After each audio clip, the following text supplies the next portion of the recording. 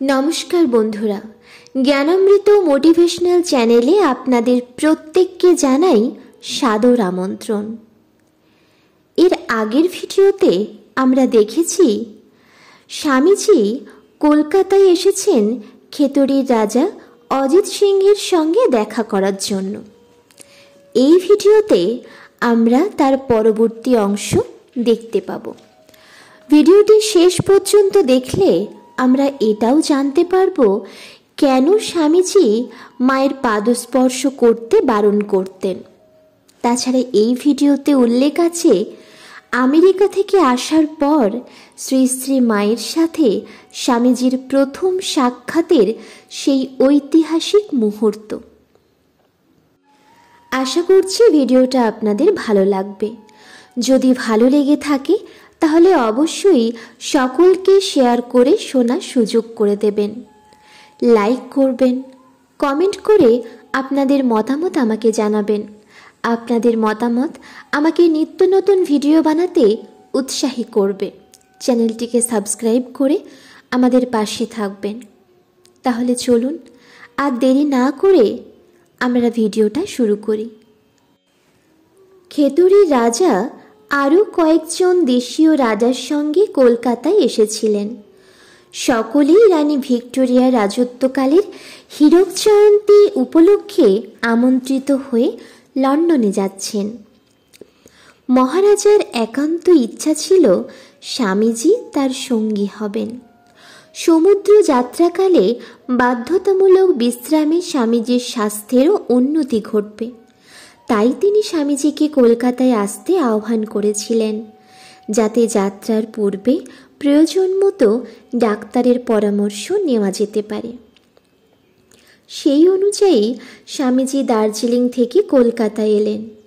শিয়ালদা স্টেশনে নামা মাত্র সেখানে সমবেত গোটা মারোয়ারি সমাজের পক্ষে তাকে বিপুলভাবে সংবর্ধিত করা হলো, তাকে মানপত্র দেওয়া হলো। মহারাজা অজিত সিংহকে অগ্রণী করে ব্যবসায়ী সমাজের শিরোমণিরা সংবর্ধনায় এগিয়ে এসেছিলেন, কারণ এই ব্যবসায়ীদের অনেকেই মহারাজার অধীনস্থ জমিদার, আর স্বামীজি মহারাজার সম্মানীয় অতিথি ও পূজনীয় গুরুদেব। স্বামীজিকে সরাসরি মহারাজার কলকাতার বাসভবনে নিয়ে যাওয়া হলো। পরের দিন বিকেলবেলায় স্বামীজি মহারাজের সঙ্গে দক্ষিণেশ্বর কালীবাড়িতে গেলেন।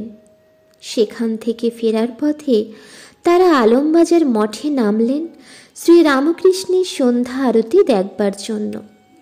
যাবার আগে উভয়েই প্রসাদ গ্রহণ করলেন। কথামৃতকার মাস্টারমশাইয়ের সঙ্গে দুই জায়গাতেই উপস্থিত থাকার সৌভাগ্য আমার হয়েছিল। পরের দিন বিকেলে দুজন তরুণ ব্রহ্মচারী শিষ্যকে নিয়ে স্বামীজি বাগবাজারে এলেন শ্রী শ্রী মাকে দর্শন করতে। আমি তখন স্বামী যোগানন্দের কাছাকাছি বসে ধর্ম প্রসঙ্গ করছিলাম।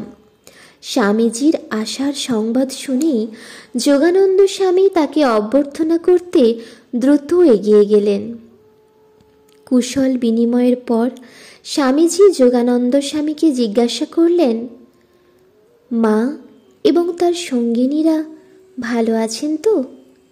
যোগানন্দ বললেন, ঠাকুরের কৃপায় এখন সব কুশল, কিন্তু দার্জিলিংয়ে তোমার শরীর কেমন ছিল? ইত্যাদি কুশল বিনিময়ের পরেই স্বামীজি সোজা মায়ের কাছে চলে গেলেন। আমরা তার পিছু পিছু গেলাম। এক স্মরণীয় ঐতিহাসিক মুহূর্ত। পাশ্চাত্য থেকে বিপুল যশ গৌরব নিয়ে প্রত্যাবৃত্ত স্বামী বিবেকানন্দের সঙ্গে শ্রী শ্রী মায়ের এই সাক্ষাৎ দৃশ্যটি দেখার সৌভাগ্য যে অল্প কয়েকজনের হয়েছিল, তারা প্রত্যেকেই তখন আনন্দে বিহ্বল। মা অন্যদিনের মতো অবগুণ্ঠনে আবৃত থেকে ঘরের দরজার সামনে দাঁড়িয়েছিলেন। স্বামীজি সাষ্টাঙ্গে প্রণাম করলেন। সে এক স্বর্গীয় দৃশ্য। পৃথিবী খ্যাত বিবেকানন্দ শ্রদ্ধায় ভক্তিতে অনুগত সন্তানের মতো শ্রী শ্রী মাকে সাষ্টাঙ্গে প্রণাম করলেন। দীর্ঘ 7 বছর পরে স্বামীজিকে দেখলেন শ্রী শ্রী মা। তিনিও গভীরভাবে আলোড়িত, স্থির, নির্বাক, যেন সমাধিমগ্ন। গোটা পরিবেশ অবর্ণনীয় মহিমা ও দিব্য আনন্দে পরিপূর্ণ। প্রণাম করার সময় স্বামীজি মায়ের পাদস্পর্শ করেননি। তারপর উঠে দাঁড়িয়ে মৃদু কণ্ঠে উপস্থিত সকলকে বললেন, যাও, মাকে সাষ্টাঙ্গে প্রণাম করো, কিন্তু পাদস্পর্শ করো না। উনি এতই কৃপাময়ী, কোমল প্রাণা, স্নেহাতুরা যে কেউ ওনার পাদস্পর্শ করলে উনি তৎক্ষণাৎ তার জ্বালা যন্ত্রণাকে টেনে নিজের মধ্যে নিয়ে নেন। তার ফলে অপরের জন্য ওনাকে নিঃশব্দে ভুগতে হয়। একে একে ধীরে ধীরে গিয়ে ওনাকে প্রণাম করো। গোটা মন প্রাণ দিয়ে ওনার আশীর্বাদ প্রার্থনা করো, কিন্তু মুখে কোনো কথা নয়। উনি সর্বদা এমন অতি চৈতন্য লোকে থাকেন যে প্রত্যেকের অন্তরের সংবাদ তিনি জানেন। স্বামীজির নির্দেশে আমরা সবাই গিয়ে আস্তে আস্তে মাকে সাষ্টাঙ্গে প্রণাম করলাম। স্বামীজি শান্তভাবে বারান্দার কোণে দাঁড়িয়ে রইলেন। আমাদের প্রণাম শেষ হলে গোলাপ মা নিস্তব্ধতা ভেঙে খুব স্নেহভরা স্বরে স্বামীজিকে ডেকে বললেন, মা জানতে চাইছেন দার্জিলিংয়ে তোমার শরীর কেমন ছিল, কোনো উন্নতি হয়েছে কি? স্বামীজি বললেন, হ্যাঁ, ওখানে আগের থেকে ভালো ছিলাম। মহেন্দ্র বাড়ুজ্যে এবং তার সুশিক্ষিতা স্ত্রী আমাদের যথেষ্ট যত্ন আত্তি করেছেন। আমার মনে হয় কয়েকদিনের মধ্যেই শরীর ঠিক হয়ে যাবে। গোলাপ মা আবার বললেন, মা বলছেন ঠাকুর সর্বদাই তোমার সঙ্গে আছেন, তোমাকে সমাজের উন্নতির জন্য আরও অনেক কিছু করতে হবে।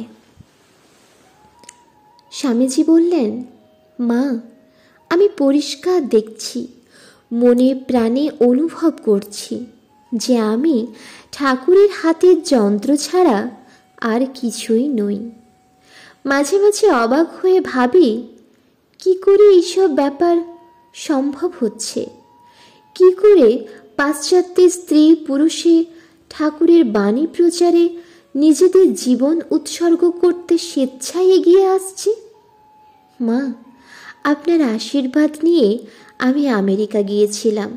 তারপর যখন বক্তৃতা করে সেখানকার লোকেদের মুগ্ধ করতে পারলাম, তাদের কাছ থেকে বিরাট সংবর্ধনা পেলাম, তখন বুঝতে পারলাম মায়ের আশীর্বাদের ফলেই এই অলৌকিক কাণ্ড ঘটেছে। যখন একান্তে থেকেছি তখন স্পষ্টই অনুভব করেছি ঠাকুর যাকে বলতেন মা কালী, তিনিই আমার পথ দেখিয়েছেন। মায়ের উত্তর গোলাপ মা স্বামীজিকে জানালেন, ঠাকুর মা কালীর থেকে পৃথক নন।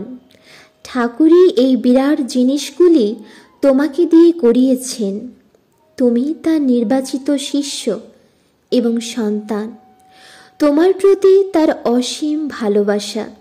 তিনি সকলকে বলেই গিয়েছিলেন, তুমি একদিন পৃথিবীর আচার্য হবে। গভীর আবেগের সঙ্গে স্বামীজি বললেন, মা, আমি তার বাণী প্রচার করতে চাই, আর সেজন্য যত শীঘ্র সম্ভব একটা সংঘ স্থাপন করতে চাই। কিন্তু যত দ্রুত তা করতে চাইছি ততটা দ্রুত পারছি না বলে কষ্ট পাচ্ছি।